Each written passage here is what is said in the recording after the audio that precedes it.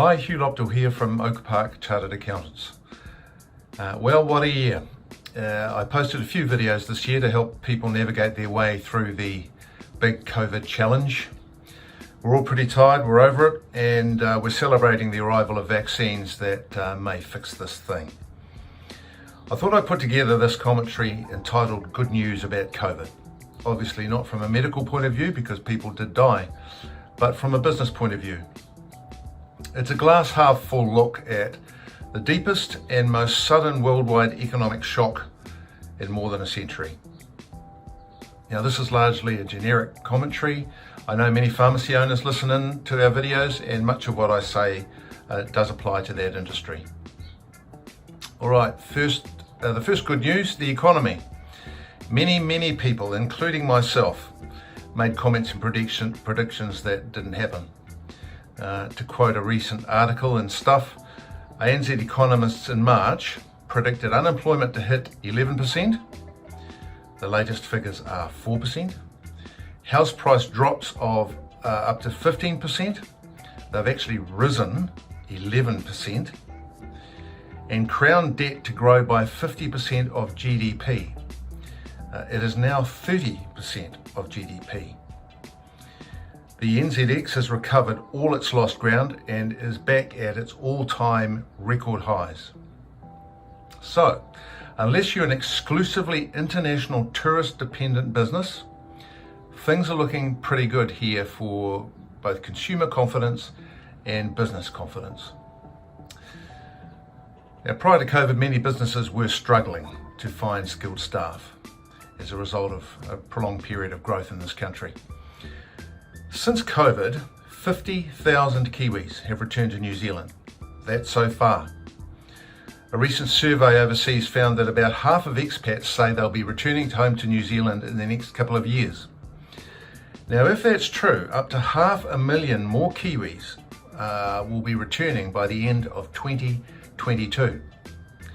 So, whatever that figure ends up being, it will be a rich source of skilled employees and also of customers. Good news.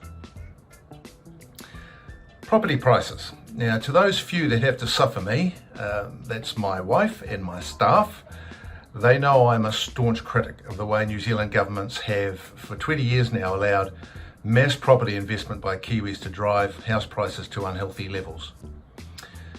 This year, despite COVID, and due to historically low interest rates, no LVRs, and no capital gains tax, we are seeing heavy volumes of investors joining first-time buyers and returning Kiwis in buying New Zealand homes. Now, high house prices give consumers confidence to spend money. That's good for our economy, and if you own a business, it's good for sales. Also, and I say this with some chagrin, there's no easier way to make good money at relatively low risk than buying an investment property, if you don't mind being a residential landlord. So it presents a great opportunity for your retirement plan if that sounds like you. Right, your KiwiSaver, which looked scary back in March and April, has more than recovered its lost ground. Now, this is good news, and it will encourage and reward more saving, which is healthy for the economy. I commend Morningstar's published top 40 KiwiSaver funds to you. You can Google it and check out where your KiwiSaver fund ranks, and I'd suggest you seriously consider shifting to a better returning fund if you find you rank down the list. Get some advice on that.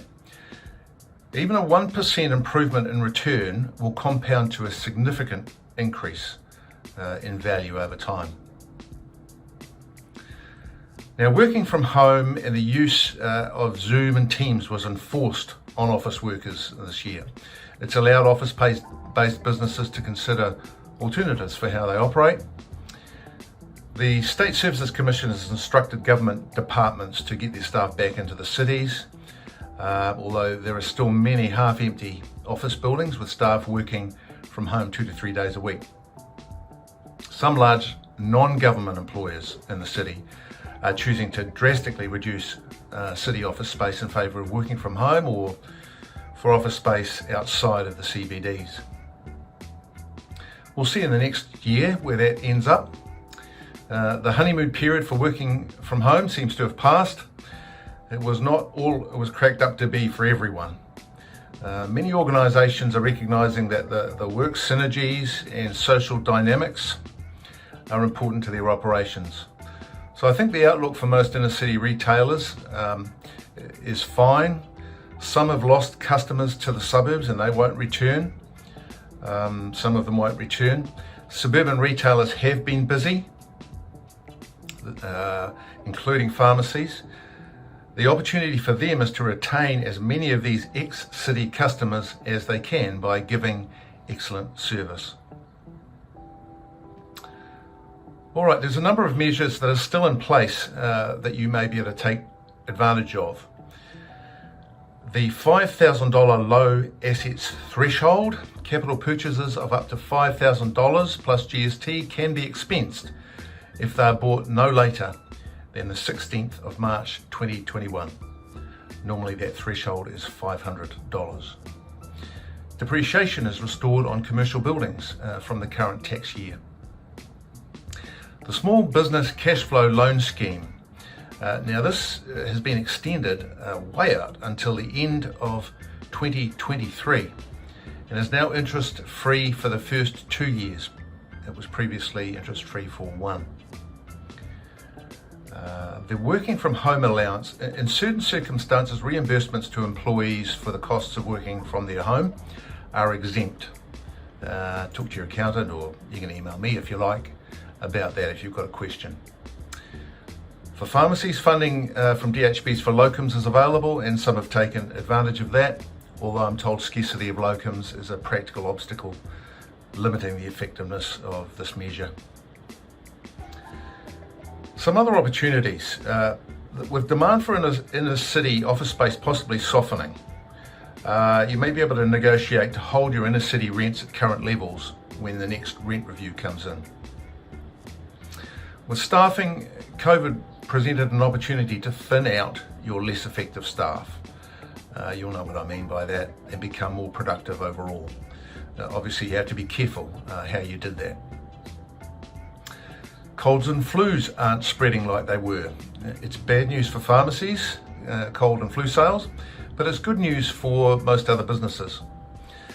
So staff learned to exercise hygiene, sanitize their hands, cough into their elbow, that sort of thing.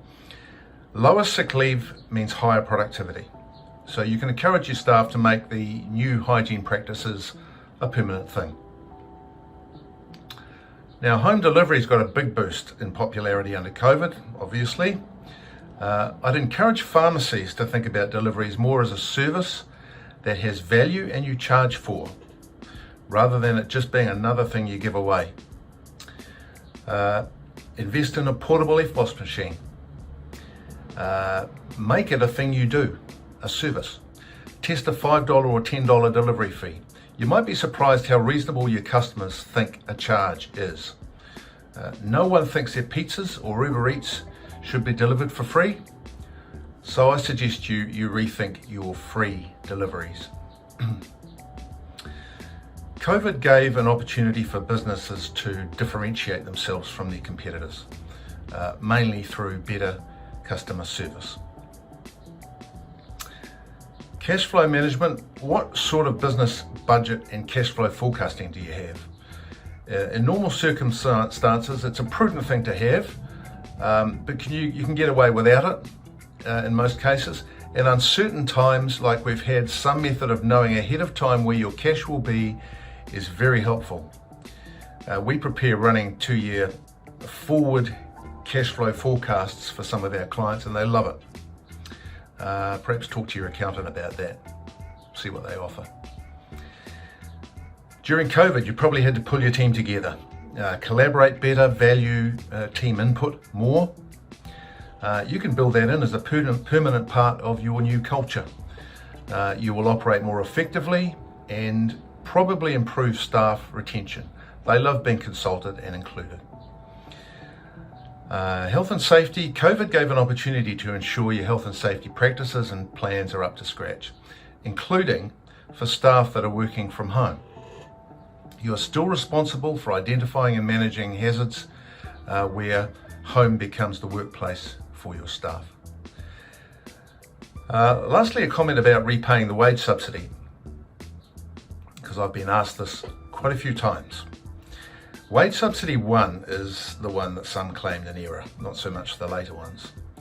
Now, we've chatted to those of our clients that claimed it in error, suggesting they plan to repay it.